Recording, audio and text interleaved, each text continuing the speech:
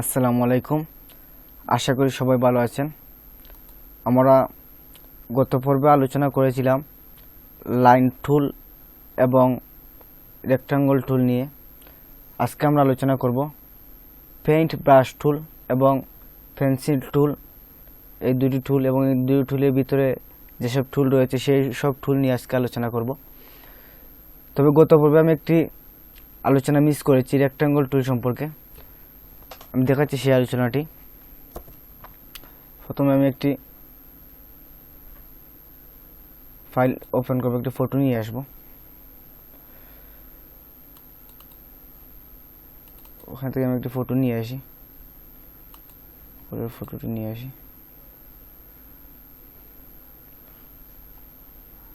বন্ধুরা অপেক্ষা করেন।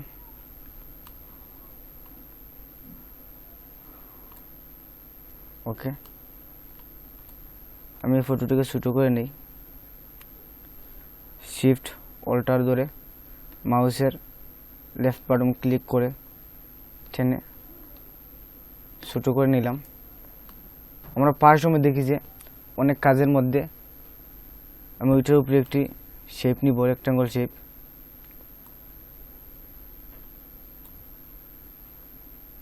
কালারটি পরিবর্তন করে নিই।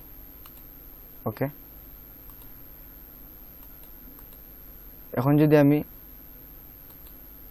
এই শেপটাকে সিলেক্ট করে অপাসিটি সম্পর্কে আমার আলোচনা করি না, এর জন্য অপাসিটি সম্পর্কে আলোচনা করব। ওখানে অপাসিটি রয়েছে 100%। আমি যদি অপাসিটি কমিয়ে নেই, দেখবেন আমি ওখানের মধ্যে 60% অপাসিটি দিয়ে দিলাম। ওই দেখেন আমার নিচের মধ্যে যে ছবিটি রয়েছে, আমার এই শেপের অপাসিটি কমিয়ে দেওয়ার কারণে আমার নিজের ছবিটি দেখা যাচ্ছে। ওইভাবে যদি আমি যে কোনো কিছু পিছনের মধ্যে রাখি, লেখা অথবা ছবি, আর আমার উপরের শেপের অপাসিটি কমিয়ে দেই, তাহলে 40% দিয়ে দিই। ওইভাবে আমার উপরে শেপ থাকবে এবং নিচের লেখা থাকলে নিচে লেখা থাকবে, এবং এই ধরনের কোনো ফটো থাকলে এই ধরনের ফটো দেখা যাবে। অনেক কাজের মধ্যে আমরা এইভাবে দেখতে পাই। এইভাবে আমরা অপাসিটি কমিয়ে শেপের এই কাজ এইভাবে করতে পারি। আশা করি বুঝতে পেরেছেন। ওকে, ডিলিট করে দিচ্ছি। এখন আমরা আজকে আলোচনা করব পেইন্ট ব্রাশ টুল নিয়ে। পেইন্ট ব্রাশ টুলের কাজ কি? এটা হচ্ছে একটি ব্রাশ টুলের কাজ। ওইভাবে আমরা কোনো কিছু ব্রাশ করতে পারি। এবং আমরা যদি ওইখান থেকে ইউনিফর্ম ওখানে ক্লিক করে আমি ওইটা সিলেক্ট করি, একইভাবে থাকবে। ওইখান থেকে যদি আমি 3PT ওভাল ওইটা সিলেক্ট করি, তাহলে দেখুন আমার ব্রাশ অন্যরকম হয়ে যাবে। ওই দেখেন ব্রাশটা অন্যরকম হয়ে গেছে।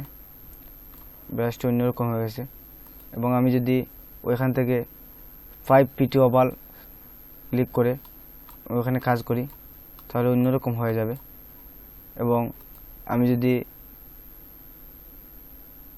চারকোল ওইটা সিলেক্ট করার পর কাজ করি, তাহলে আমার ওইভাবে লেখা চলে আসবে, ওইভাবে আমার ব্রাশ চলে আসবে। এবং আমি যদি ওইখান থেকে ব্রাশের অপাসিটি কমিয়ে নিই, আমার আগের মতো অপাসিটি তো বলেছি, অপাসিটি কমালে কিছু পাতলা হালকা হয়ে যাবে, কালার হালকা হয়ে যাবে। আমি অপাসিটি কমিয়ে দেখাচ্ছি। আবার 40% দিলাম। দেওয়ার পর এখন যদি আমি কাজ করি, দেখেন কালারটা হালকা হয়ে গেছে। এবং আমি ওইখান থেকে যদি সিলেক্ট করে কাজ করি এবং হালকা হয়ে যাবে, ওই দেখেন হালকা হয়ে গেছে। অপাসিটির কাজ হচ্ছে এটি। এগুলোই ব্রাশ টুলের কাজ। ওখান থেকে আমরা ব্রাশের ডিজাইন, ব্রাশের স্টাইল পরিবর্তন করতে পারি। ওইটা সিলেক্ট করে আমরা দেখে নিতে পারি কীভাবে পরিবর্তন, ওইটা সিলেক্ট করে কীভাবে দেখতে পারি আমরা কীভাবে হয়। অপাসিটি কমানো রয়েছে, এর জন্য আমার এইভাবে আসতেছে। ওকে, ওখান থেকে আমরা স্টাইল পরিবর্তন করে নিতে পারি। ওইখান থেকে আমরা ইউনিফর্ম পরিবর্তন করে নিতে পারি। ওকে, আশা করি বুঝতে পেরেছেন পেইন্ট ব্রাশ টুলের কাজ কি। এখন আমি এগুলো সবগুলো ডিলিট করে দিচ্ছি।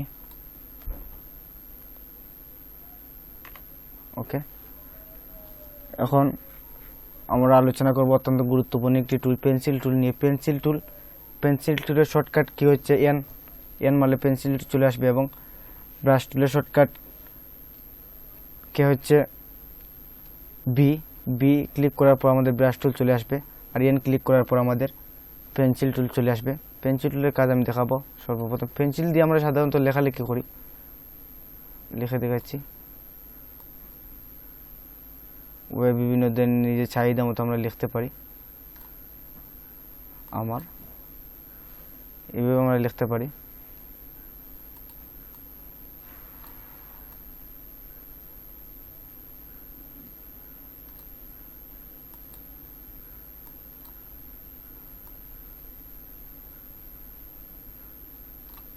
ওকে, এভাবে আমরা চাইলে পেন টুল দিয়ে লিখতে পারি, এবং ওইখান থেকে আমরা বেসিক থেকে ইউনিফর্ম থেকে আমরা স্টাইল পরিবর্তন করতে পারি।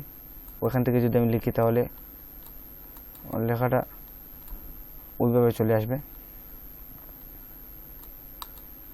এবং ওইখান থেকে যদি আমি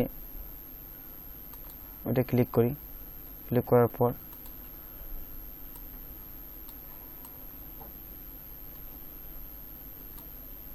ওখানের মধ্যে লিখি তাহলে লেখাটা আমার অন্যরকম চলে আসবে স্টাইল।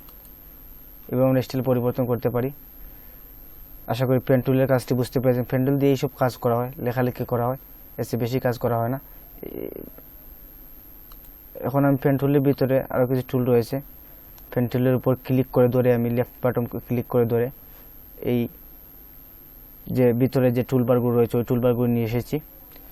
এখন কোনো সফটওয়্যারের মধ্যে রাইট বাটনে ক্লিক করে এই টুলগুলো নিয়ে আসবেন, এবং আমার এটার মধ্যে লেফট বাটনে ক্লিক করে আমি নিয়ে এসেছি। এখন দ্বিতীয় টুল হচ্ছে স্মুথ টুল। স্মুথ টুলের কাজ কি সেটা আমি দেখাবো এখন। ওইগুলো ডিলিট করে নিই। ওকে, স্মুথ টুল অত্যন্ত গুরুত্বপূর্ণ একটি টুল। সেই টুল প্রত্যেক কাজের মধ্যে লাগবে। স্মুথ টুলের কাজ আমি দেখাচ্ছি আপনাদেরকে। মনে করেন আমি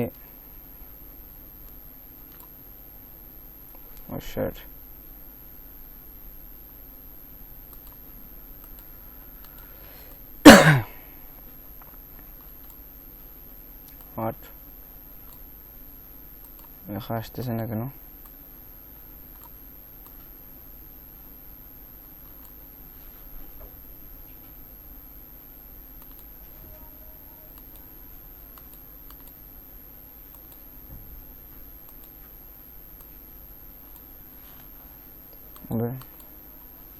আমি পেন টুল দিয়ে একটি শেপ আঁকবো। শেপ এঁকে দেখাচ্ছি আপনাদেরকে।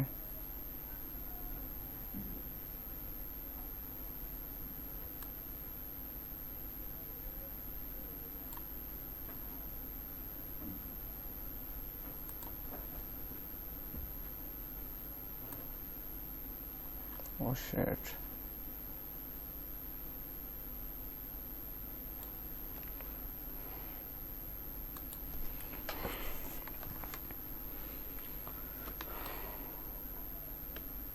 আমি এটা সরাচ্ছি কিবোর্ডে স্পেস বাটনের মধ্যে ক্লিক করার পর হ্যান্ড চলে আসবে।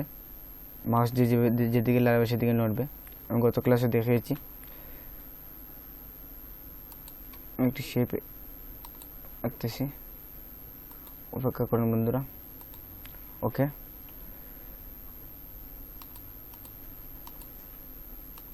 এখন আমি এই কালারটি পরিবর্তন করে নিই।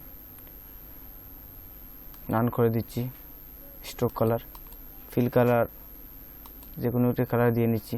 ওকে, এখন আমরা দেখতে পাচ্ছি যে ওখানের মধ্যে আমার শেপটি সম্পূর্ণভাবে গোলাকৃতি হয়নি। এখন যদি আমি এই শেপটাকে গোলাকৃতি করতে চাই, প্রায় সময় আমরা পেন টুল দিয়ে কাজ করলে ওইখানের মধ্যে প্রায় ধরনের একটি ভাঙ্গা ধরে যায়, যে গোলাকৃতি দেখা যাচ্ছে না। এটাকে যদি গোলাকৃতি করতে চাই তাহলে আমরা স্মুথ টুলের ব্যবহার করতে হবে। ওখানের মধ্যে ক্লিক করে আমরা স্মুথ টুল সিলেক্ট করব।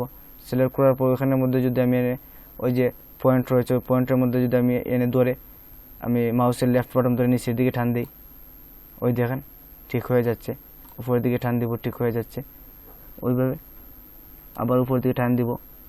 ওকে, এখন দেখা যাচ্ছে ঠিক হয়ে যাচ্ছে।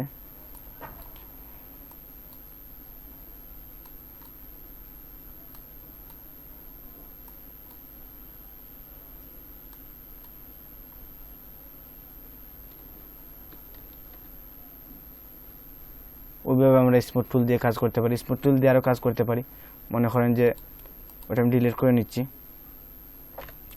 আরেকটি শেপ নিই, রেক্টাঙ্গল শেপ। ওকে, এখন আমার প্রয়োজনীয় যে 4টি কোণা রয়েছে এই কোণাগুলো আমি গোলাকৃতি করে নেব, কিছুটা গোলাকৃতি স্মুথ করে নেব, গোলাকৃতি করে নেব। এই জন্য আবার স্মুথ টুলে ক্লিক করব। ক্লিক করার পর আমি ওই পয়েন্টের মধ্যে ধরে একটু ভিতরের দিকে টান দেবো, দেখুন গোলাকৃতি হয়ে গেছে। ওখানে ধরে একটু ভিতরের দিকে টান দিব, ওখানে ধরে ভিতরের দিকে টান দিব, আবার টান দিব। ওকে, আবার টান দিব, আবার টান দিব।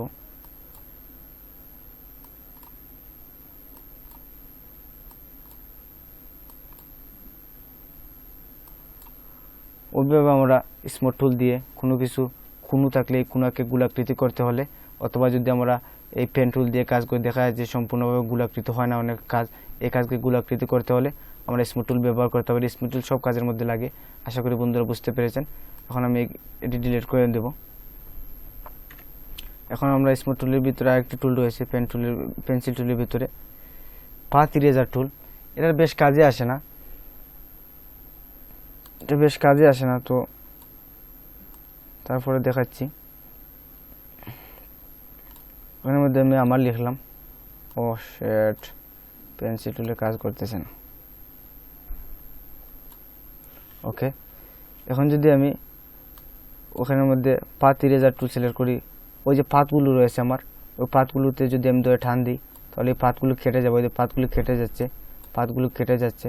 ওই পাথগুলো যদি কাটতে হয় তাহলে আমি এই টুলটি ব্যবহার করতে পারি। আশা করি বন্ধুরা বুঝতে পেরেছেন।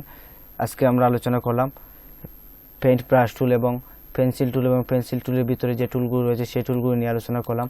আশা করি ভিডিওটি যদি ভালো লেগে থাকে তাহলে লাইক এবং কমেন্ট করে জানিয়ে দেবেন, এবং এখনও যারা আমার চ্যানেলটি সাবস্ক্রাইব করেনি প্লিজ গ্রাফিক ডিজাইন সম্পর্কে নতুন নতুন ভিডিও পেতে আমার চ্যানেলটি সাবস্ক্রাইব করে রাখুন। সবাইকে ধন্যবাদ। আল্লাহ হাফেজ।